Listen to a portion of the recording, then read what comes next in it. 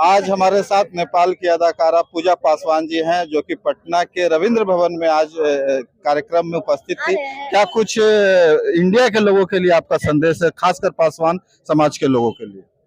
सबसे पहले तो जय सलेश, जय चौहरमल, जय भीम, नमो बुद्धाय। मैं पूजा पासवान नेपाल से, जो आज पटना में अंतर्राष्ट्रीय दुसाध महासंघ के जो बैनर तले जो इतना बड़ा दुसाध चेतना सम्मेलन हुआ है, तो हमारे समाज के लिए बहुत ही बड़ी आज ऐतिहासिक दिन है। और इस ऐतिहासिक दिन को लाने के लिए जो दिन रात एक करके मेहनत किए हैं, जो इस संगठन को आगे बढ़ाया है और समाज को जोड़ने का जो काम किया है, वो हमारे आदरणीय गार्जियन इंजीनियर हेमंत कुमार पासवान, जो आपके समक्ष अभी है उपस्थित। तो कहीं ना कहीं बहुत सराहनीय काम हुआ है हमारे समाज के लिए, और हमारे समाज की बहुत गर्व की बात है कि हमारे समाज अब धीरे धीरे करके जागृत हो रहे हैं।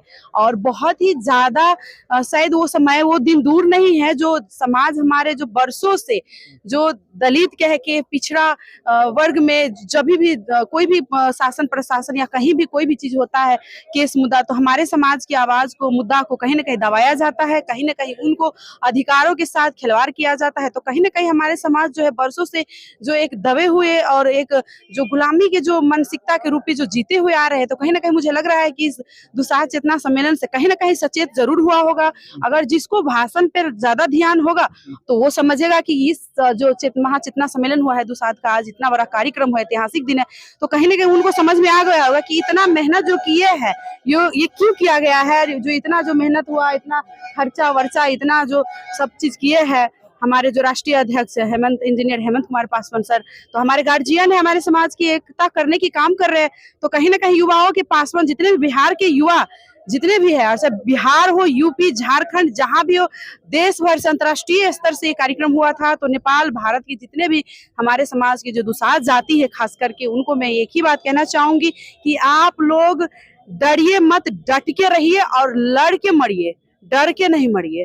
तो आज नहीं, क्योंकि मृत्यु जो है एक प्राकृतिक रूप एक निश्चित है, जन्म हुआ है तो मृत्यु तो होना ही है, लेकिन जो एक मानव शरीर जीवन यापन करना होता है, जो घास बास कपास शिक्षा स्वास्थ्य मनोरंजन, जो एक मानव शरीर जीवन में जो ये चीज आवश्यक होता है, उसको आप एक स्वाभिमान का जो एक लड़ाई होता है, जो सेल्फ रेस्पेक्ट हम लोग को एक बहुत ज्यादा जरूरत किसी को भी, तो ये चीज को मत गवाइए। और आप लोग जो भी चीज करते हैं अपने समाज को रखते हुए करिए। जो भी व्यक्तित्व जीवन में आप आगे बढ़ जाएंगे, लेकिन समाज जो पीछे रहेगा तो आपका कोई वैल्यू नहीं रह जाएगा।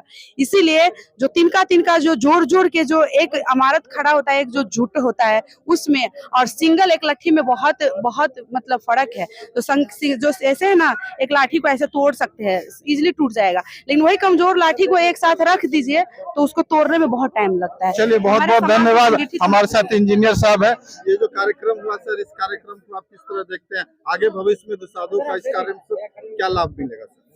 पूरा लाभ मिलेगा, संगठित लोग होगा, शिक्षित होने में सहायक होगा, अपने समाज के गरीब बच्चे को और निसहाय बच्चे को पढ़ाने में, शिक्षा में, और शैक्षणिक रूप से तो साथ साथ सामाजिक रूप से भी विकास में सहायक सब लोग होंगे। आज एकता के लिए, एकता का परिचय दिया है। नेपाल से पूजा पासवान, देखिए साहेबगंज से रीता पासवान, झारखंड से एगो सुपौल से देखिए कि इधर आई हुई है, अब नाम बोले, चांदनी पासवान शेरनी है वहाँ के। देखिए गुरुजी आए हुए हैं जो कि दरभंगा से हैं, राजकुमार पासवान जी वैशाली से हैं। देखिए हमारे राष्ट्रीय अंतर्राष्ट्रीय युवा हैं, अब पीछे रहते हैं हमेशा, जो दीपक जी हैं, ये सब लोग लगे हुए हैं कैसे हमारा समाज आगे बढ़े, उत्थान करे, कल्याण किसका हो, इसमें सब लोग लगे हुए हैं। संगठन की ओर बढ़ रहे हैं हम लोग आगे, निश्चित रूप से समाज विकास करेगा। उसके लिए हम सब युवा वर्ग को आह्वान करते हैं कि आप लोग आइए, महासंघ में जुटिए और एकजुटता के साथ परिचय दे, आगे की ओर चढ़िए, कदम से कदम। अगला कार्यक्रम सर कब आयोजित, क्या बात हो रही थी कि अगला कार्यक्रम देखिए, अभी चांदनी जी जो है सुपौल से इनवाइट किए कि हम अपना जिला में करेंगे।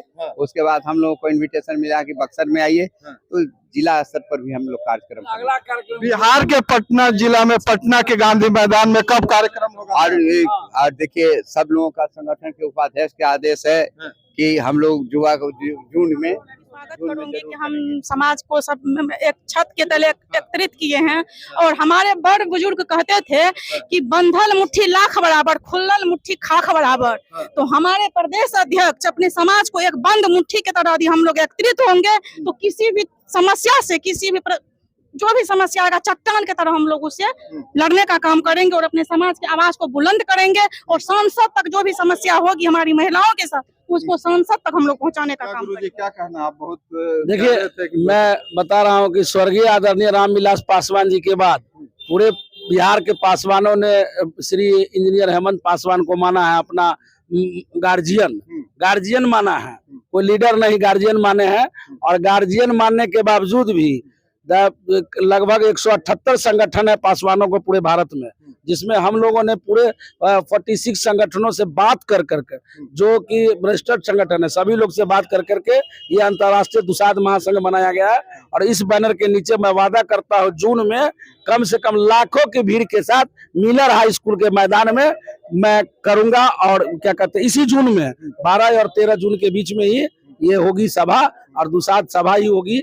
दुसाध चेतना महासम्मेलन आज आगाज किया गया है और विभिन्न जिलाओं में अभी करके एक मुश्त करके यहाँ जून में समापन किया जाएगा। क्या उपस्थिति सम्मानजनक थी यहाँ पर जितने पासवान? देखिए एक्चुअली क्या होता है ना कि प्रचार प्रसार ठीक ढंग से किया नहीं गया। एक्चुअली क्या होता है कि पहला कार्यक्रम था और सब लोग को करने के लिए मतलब स्वतंत्र है कार्यक्रम करने के लिए, लेकिन हर लोग कार्यक्रम कर नहीं पाते हैं।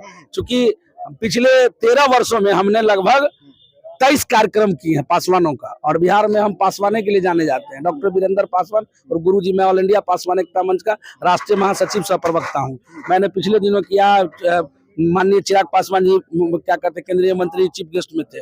तो हमारे कहने का मतलब कि समाज में कोई भी व्यक्ति हो एक पायादान पर सामाजिक रूप में बैठे, समाज के बीच में, जिस तरह आज माननीय महेश्वर हजारी जी मंत्री जी बैठे हुए थे, माननीय कृष्णनंदन पासवान जी थे और माननीय विधायक वीरेंद्र पासवान जी थे, या आईएएस हमारे समाज का रहे, आईपीएस रहे, डॉक्टर रहे, इंजीनियर रहे, गरीब किसान रहे, मजदूर रहे, कोई भी रहे, समाज की बात आते हैं यहाँ पर कोई नेता, कोई मंत्री, कोई विधायक, कोई मंत्री नहीं होता है। और समाज का दुसाध का बेटा बन के आएंगे और दुसाध का बेटा बन के जाएंगे। यहाँ से कोई अतिथि मुख्य अतिथि नहीं होते हैं, यहाँ पे सभी सम्मानित अतिथि होते हैं और उनका अपना कार्यक्रम होता है।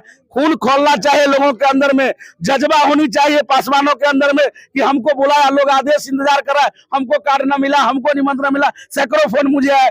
बुर्बक आदमी समझना चाहे बेटी के ब्याह कर रहा है कि तुमको कार्ड देंगे। ये दुसाध चेतना महासम्मेलन का आगाज था, जिसको जैसे मालूम चला उसको आना चाहिए, लेकिन खैर इसमें नहीं आया गया है।